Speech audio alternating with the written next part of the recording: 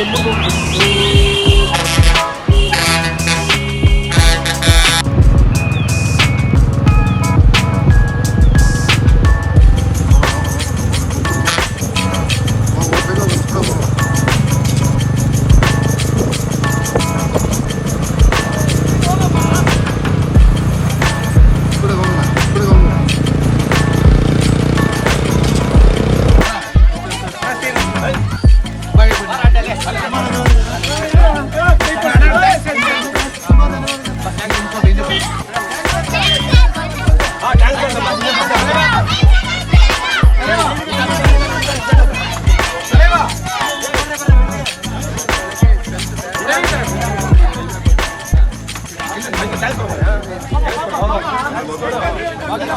ವರ್ಷದಿಂದ ನಮ್ಮೂರಿಗೆ ಬಸ್ ಇಲ್ಲ, ಇವಾಗ ಬರ್ತಿದ್ದಾರೆ.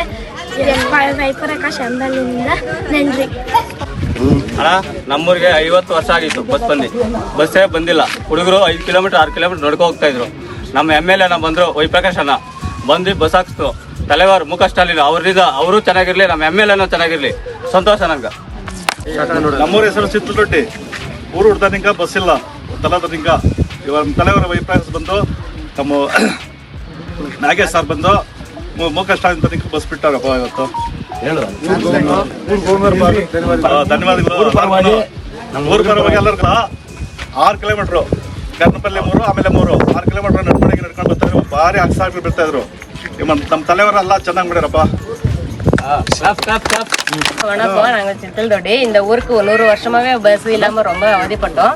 இப்போதைக்கு இந்த பஸ் போட்டதுக்காக MLA அவங்களுக்கு ரொம்ப நன்றி தெரிவிக்கிறேன். அதே மாதிரி தலைவர் அவங்களுக்கும் நன்றி சொல்லி. ಪಂಚಾಯಿತಿ ಚಿಂತಲದೊಡ್ಡಿ ಗ್ರಾಮದಲ್ಲಿ ಇವತ್ತೊಂದು ದಿವಸ ಬಸ್ ಆಪರೇಟರ್ ಮಾಡಿರೋಂಥ ನಮ್ಮ ಪ್ರಕಾಶ್ ಅಣ್ಣವ್ರಿಗೆ, ಬಂದಿರ್ತಕ್ಕಂಥ ನಮ್ಮ ಪಾರ್ಟಿ ಕಾರ್ಯಕರ್ತರಿಗೆ ಪ್ರತಿಯೊಬ್ಬರಿಗೂ ಧನ್ಯವಾದಗಳು. ಆಗಲೇ ನಮ್ಮ ಚಿಂತಲದೊಡ್ಡಿ ಗೌರ್ನ ವೈಸ್ ಪ್ರೆಸಿಡೆಂಟು ಪ್ರತಿಯೊಬ್ಬರಿಗೂ, ಇಲ್ಲಿರೋ ಅಕ್ಕ ತಂಗಿಯರಿಗೂ ಅಣ್ಣ ತಮ್ಮರಿಗೂ ಪ್ರತ್ಯೇಕ ಧನ್ಯವಾದಗಳು. ಕಾರಣ ಏನಂದರೆ ಇವತ್ತು ಒಳ್ಳೆಯ ದಿವಸ. 50-60 ವರ್ಷದಿಂದ ಈ ಊರಲ್ಲಿ ಒಂದು ಬಸ್ ಇಲ್ದಿರ, ಸ್ಕೂಲ್ ಮಕ್ಕಳಿಗೆ ಆಗಲಿ ಒಂದು ಬಸ್ ಇಲ್ದಿದ್ದ ತುಂಬ ಪ್ರಶ್ನೆ ಮಾಡ್ತಾಯಿದ್ರು. ಯಾಕಂದರೆ ನೀವು ಒಂದು ಅಂಗಡಿಗೆ ಹೋಗ್ಬೇಕಂದ್ರೆ 5 ಕಿಲೋಮೀಟರ್ ನಡಿಬೇಕಾಗಿತ್ತು. ಟೂ ವೀಲರ್ ಹೋಗೋರು ಬಡವರು ಅವರೆಲ್ಲ ನಡ್ಕೊಂಡು ಹೋಗ್ತಾಯಿದ್ರು. ಈ ಪಾದೆಗಳನ್ನು ನೋಡಿ ನಮ್ಮ ಪ್ರಕಾಶ್ MLA ಆಗಿದ ತಕ್ಷಣ ಊರವ್ರಿಗೊಂದು ಮಾತು ಕೊಟ್ರಿ. ಏನಂದರೆ ಊರವರು ಪರವಾಗಿ, ನನ್ನ ಪರವಾಗಿ ಅಣ್ಣನ ಮಾತು ಕೊಟ್ಟಿದ್ದಕ್ಕೆ ಅಣ್ಣ ಅಸೆಂಬ್ಲಿದಲ್ಲಿ ಕೂಡ ಈ ಊರ ವಿಷಯ ಮಾತಾಡೋದು ನಿಮಗೆಲ್ಲ ಗೊತ್ತಿರ್ತೈತೆ. ಅಸೆಂಬ್ಲಿದಲ್ಲಿ ಮಾತಾಡೋ ಏಕೈಕ ವ್ಯಕ್ತಿ ನಮ್ಮ ಪ್ರಕಾಶ್ ಅಣ್ಣವ್ರೆ. ಯಾಕಂದರೆ ಜನಗಳ ಸೇವೆ ಮಾಡೋರು ನೀವು ಯಾವಾಗೂ ಗುರುತಿಸಬೇಕು, ಅದನ್ನು ಜ್ಞಾನ ಮಾಡ್ಕೊಬೇಕು. ನಿಮ್ಮೂರಿಗೆ ರೋಡ್ 10 ವರ್ಷದಿಂದ ನಾನು ಡಿಸ್ಟ್ರಿಕ್ಟ್ ಕೌನ್ಸಿಲರ್ ಇದ್ದಾಗ ಈ ರೋಡ್ ಹಾಕಿದ್ರಿ. ಅವಾಗಿನಿಂದ ಈ ರೋಡ್ ಆಗಿಲ್ಲ. 10 ವರ್ಷದಲ್ಲಿ ಏನು ಮಾಡಿದ್ರು ನಮ್ಗೆ ಗೊತ್ತಿಲ್ಲ.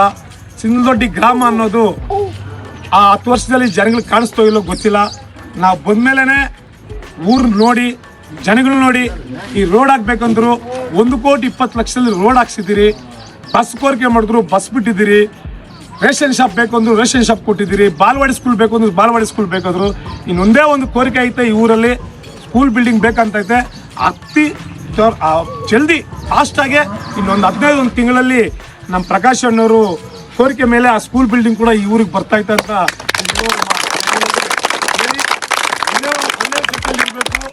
ಒಳ್ಳೆ ಕಾರ್ಯಕ್ರಮ ಮಾಡೋರು ಇರಬೇಕು. ಊರು ಸೌಕರ್ಯ ಮಾಡಬೇಕು. ನೀವೆಲ್ಲ ಹಿಂದೆ ಇರಬೇಕು. ಜಾತಿ ಭೇದ ಎಲ್ಲ ಬಿಟ್ಟು ಸ್ವಾರ್ಥವಾಗಿ ಅವ್ರಿಗೆಲ್ಲ ನೀವು ದಾರಿ ಕೊಡಬಾರ್ದು. ಊರನ್ನ ಯಾರು ಚೆನ್ನಾಗಿ ಮಾಡ್ತಾರೋ ಅವರ ಜೊತೆಲಿ ನೀವು ಇರಬೇಕಂತ ಕೋರ್ತಾ ಈ ಚಿಂತಲದೊಡ್ಡಿ ಗ್ರಾಮಸ್ಥರನ್ನ ಕೇಳ್ಕೊಂತ